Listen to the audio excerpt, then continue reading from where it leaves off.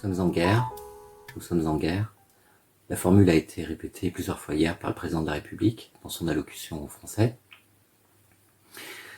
Il est beaucoup répété aujourd'hui. C'est bien sûr la principale chose que l'on a retenue.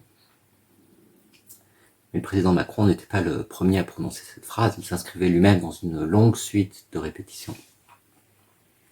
La répétition des guerres entre souverains, tout d'abord, en tant que justement elles sont déclarées, et elles sont déclarées par le chef de l'État, qui ensuite communique à l'ensemble de la population qu'il a déclaré la guerre, que nous sommes en guerre. Et puis nous commençons à nous habituer à autre chose, c'est que justement, le pouvoir exécutif déclare la guerre en temps de paix. Déclare la guerre contre un ennemi qui, lui, ne l'a pas déclaré. Qui l'a fait sans la déclarer. C'est la première définition de cette fameuse guerre contre le terrorisme. Nous avons déjà entendu, dans les pires moments des attentats en France, que nous étions en guerre. Alors évidemment, le terrorisme et le coronavirus n'ont rien à voir, sauf justement ce fait-là, c'est-à-dire que la liaison est faite par le pouvoir souverain lui-même, à savoir qu'à nouveau, nous sommes dans une guerre qui n'en est pas une guerre qui n'a pas été déclarée et qui demande à être déclarée par un seul contre un ennemi qui, lui, justement n'est pas souverain, il ne mène pas une guerre normale. C'est le seul lien. Et qui s'accentue d'une certaine manière, puisque ce qu'il y a de sûr, c'est qu'un virus se tait, il se déclare, mais en même temps, lui-même ne déclare absolument rien, c'est bien que si on parle sur lui, ce qu'il y a de sûr, c'est qu'il ne risque pas de répondre, il ne risque même pas de répondre à une déclaration de guerre, en fait. C'est tout le paradoxe. Alors, est-ce qu'il est normal de rester dans cette lignée de la guerre ou de la déclaration de guerre, de nous maintenir, en fait, dans cette lignée qui fait que la guerre est toujours autre qu'une véritable guerre contre le terrorisme, guerre contre le virus, peut-être demain encore une autre guerre contre autre chose. Est-ce que tout simplement, il ne faudrait pas parler maintenant et aujourd'hui d'autre chose qu'une guerre? Parce que le problème, tant qu'on se dit ou qu'on se déclare en guerre, c'est qu'en fait on prend toujours les mêmes mesures, ces mesures qui sont de l'ordre du pouvoir souverain, fermer les frontières, demander de l'ordre, de la discipline, l'obtenir par la police, peut-être aussi, il faut s'y attendre, maîtriser l'information, concentrer les pouvoirs, ça il faut s'y entendre explicitement d'après le discours de M. Macron, et puis rester chez soi.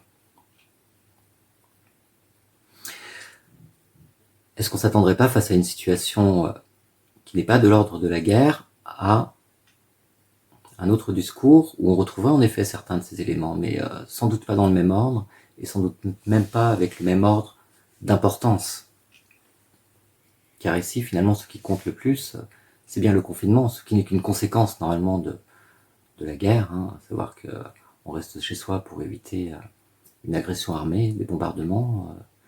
Le confinement n'a pas la conséquence de la guerre, c'est le nerf de la guerre pour ceux qui se défendent contre le virus. Donc ce n'est pas le même ordre hiérarchique, ce n'est pas le même ordre d'importance.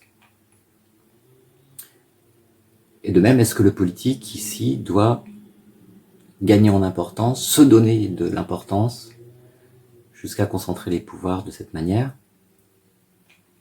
Ce n'est pas sûr, puisque là, normalement, c'est justement les scientifiques qui décident du déroulement de la guerre, et non pas les généraux ou ce chef de l'armée qui est le président de la République.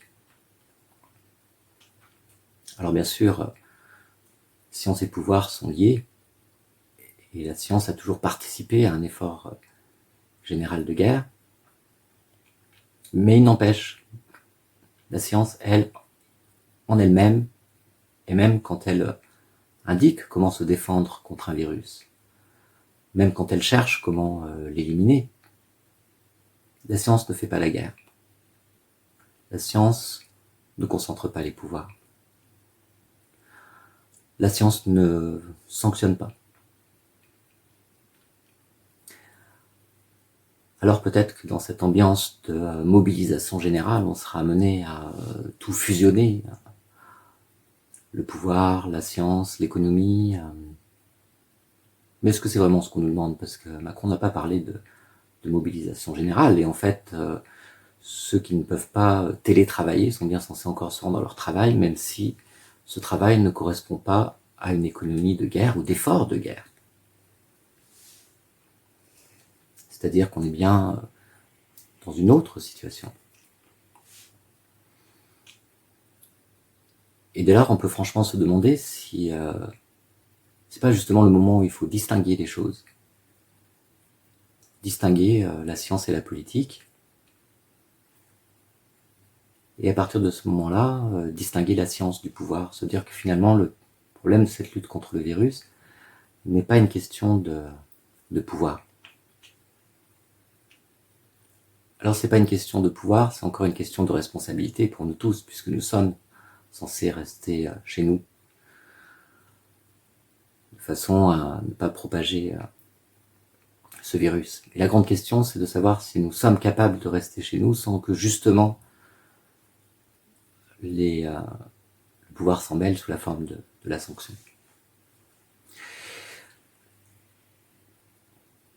Sans doute que non, sans doute qu'en effet, il faut une certaine présence policière pour faire respecter ce confinement. C'est fort possible, mais cette présence policière ne doit en rien devenir le premier phénomène ou la première manifestation de cette lutte contre le virus. Lutte, c'est une lutte. C'est une lutte, c'est-à-dire que ce n'est pas une guerre. Ça aurait été bien, on aurait pu penser, on aurait pu rêver qu'en fait, hier, M. Macron parle plutôt de lutte, car les luttes n'exigent pas de déclaration. Des luttes, nous en menons tous les jours. Nous en menons contre toutes les adversités du quotidien. Nous savons que nous luttons, que nous ne faisons pas que lutter, que nous luttons en temps de paix, en fait. Que cette lutte, aussi multiple soit-elle, n'est pas ce qui prend le monopole, et que leur solution ne réside en rien dans les décisions d'un chef d'État. Il aurait été bien qu'il parle de lutte, mais cela voulait dire justement que l'essentiel, le nerf de la lutte, n'était pas concentré dans ses décisions, dans les décisions du président de la République, mais dans autre chose. Peut-être que ce nerf de la lutte était ou devait être, ou peut-être encore, dispersé entre nous tous. Oui, parce que peut-être que c'est à nous de décider aussi de ce que nous voulons être, sans déclaration, simplement par notre manière de lutter et d'exister.